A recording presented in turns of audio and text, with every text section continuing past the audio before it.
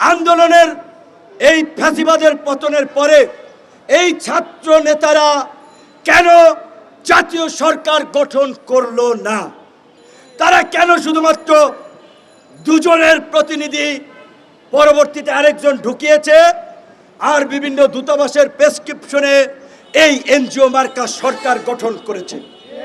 এই বক্তব্য 2 বছর আগে দিয়েছি। ইউটিউবে যান, গুগলে যান। আমরা জেলের মধ্যে ছিলাম, আমরা তো হাউস কইরা জেলে যাই নাই। আন্দোলনের কারণে জেলে নিয়েছিল, নির্যাতন করেছিল, তারপরেও কম্প্রোমাইজ করি নাই। প্রিজন ভ্যান থেকেও জনগণকে উদ্বুদ্ধ করার জন্য, আন্দোলনে শরিক হওয়ার জন্য আহ্বান জানিয়েছি। পূর্ণ অবস্থানে দাঁড়িয়ে আছে।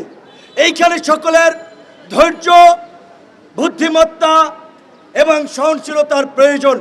আমরা বারবার বলছিলাম এই সংকট জাতীয় সংকট, জাতীয় ঐক্য ছাড়া, জাতীয় সরকার ছাড়া এই সংকট মোকাবেলা সম্ভব নয়।